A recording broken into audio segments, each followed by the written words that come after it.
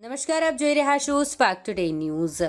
વડોદરા શહેરમાં કમલાનગર પાછળ જે પ્રધાનમંત્રી આવાસના મકાનો આવેલા છે તે જ રસ્તા પર એક બાળક કે જે સાયકલ લઈને ટ્યુશન જઈ રહ્યો હતો તેને રિક્ષા ચાલક દ્વારા મારવામાં આવ્યો હોય તેનો કિસ્સો સામે આવ્યો છે।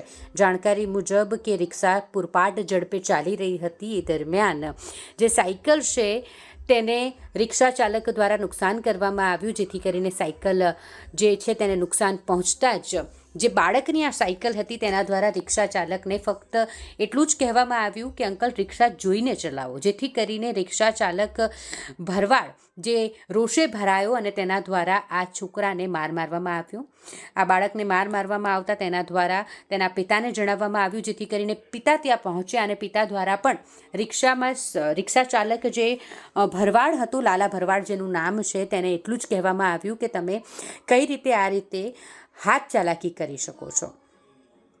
રોષે ભરાયેલા રિક્ષા ચાલકે તેના પિતાને પણ ગંભીર રીતે ઈજા પહોંચાડી અને પોતાના જે અન્ય સગા સંબંધીઓ હતા તેને પણ ત્યાં બોલાવ્યા, જેઓ પણ હાથમાં ધારદાર હથિયારો સાથે ત્યાં પહોંચ્યા હતા, જેઓના હાથમાં ડાંગ હતી, હથિયારો હતા।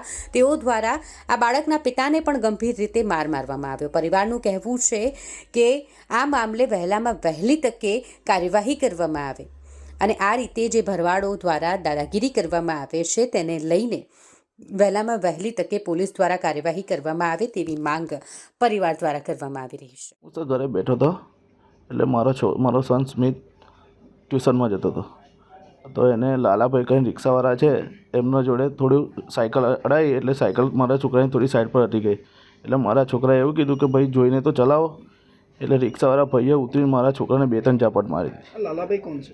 એ રિક્ષા ચલાવે છે। લાલાભાઈ કેવાય એવું કંઈ ખરું? એવું ભરવાડ છે। તો મારા છોકરાએ મને ફોન કર્યો, પપ્પા જલ્દી આવો, મને રિક્ષાવાળાએ બહુ માર્યો છે એમ। એટલે હું ઘરેથી ત્યાં ગયો ને તો રિક્ષા ત્યાં હતી નહીં। હું થોડે આગળ ગયો તો પેલા રિક્ષાવાળો મને ત્યાં EWSના મકાન છે 126 સાઈડ ત્યાં મળ્યો, તો મેં એમને કીધું તમે મારા છોકરાને કેમ માર્યો? EWSના મકાન એ કમલાનગરથી તળાવની પાછળ છે, સરકારી સાઈડ છે, નેहरू ચાચાના સામે। હા, તો એ રિક્ષાવાળો ત્યાં જ રહે છે। એટલે રિક્ષાવાળાને પૂછ્યું તું મારા છોકરાને કેમ માર્યો એમ? એ રિક્ષા ચાલક ભરવા હા, તો કે તમારો છોકરો મારી જોડે અભદ્રતાથી વાત કરતો। મેં કીધું મારો છોકરો કોઈ દિવસ એવી વાત કરે નહીં, અને મેં કીધું તમને કંઈ પ્રોબ્લેમ હોય તો બરાબર, તો તમારે મને કહેવું છે, રિક્વેસ્ટ કરજો। નાનો છોકરો છે, આજે ટ્યુશનમાં જાય છે, આટલું બધું મરાય ને સાહેબ, એના ગાલ પર ફોડા પડી ગયેલા આખા।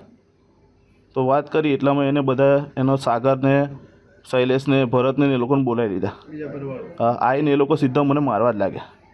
એમાં લાલાએ મને માથામાં કોઈ તીક્ષ્ણ હથિયારથી માર્યું, જે ફસાઈ ગયેલું, જે મેં લોખંડનું હથિયાર ફસાઈ ગયું, માથું ખેંચ્યું તો એ ફાડીને નીકળ્યું મને। પછી ભરતે ને એ લોકોએ મને હાથમાં દંડા માર્યા, બૈડામાં, અને અહીંયા ખભાના ભાગે, પાછળના ભાગે માર્યું। એટલે પછી મને બહુ વાગ્યું, લોહી નીકળ્યું ને એટલે હું ત્યાંથી હોસ્પિટલ જવા નીકળી ગયો। પછી મારા સનને ત્યાં એ લોકો ફરી કે આ છોકરો જ હતો એવું કહીને મારા સનને પાછો બહુ માર્યો, ત્યાં બૈડામાં દંડા માર્યા। આગળ આપની શું માંગ છે? મારી માંગ એવું છે, મને ન્યાય મળવો જોઈએ સાહેબ। આટલી બધી ભરવાડોની દાદાગીરી અમે કઈ રીતના સહન કરીએ સાહેબ? કોઈ મેટર હતી જ નહીં, પોલીસને બી અમે જાણ કરી હતી, બરાબર, એ તોય હજુ કોઈ એક્શન થઈ નહીં। આજે કેટલા વાગ્યા સાહેબ? કેટલા વાગ્યાના સમય આ ઝઘડો થયો? આ બધું સાહેબ 3:20 એટલા એ દાયરામાં થયું સાહેબ। તો અત્યાર સુધી હજુ કોઈ અમારે કોઈ એનું એ થયું નહીં, અને કોઈ એમને પકડ્યા બી નથી, કશું નહીં, બિંદાસ એ લોકો ફરે છે સાહેબ। રિક્ષાનો નંબર ના સાહેબ, એટલું બધું ધ્યાનથી જોયું નહીં, મને વાગ્યું હતું ને એટલે મારી એને પર બહુ નજર ના પડી। આપનું નામ? જયેન્દ્ર બારિયા।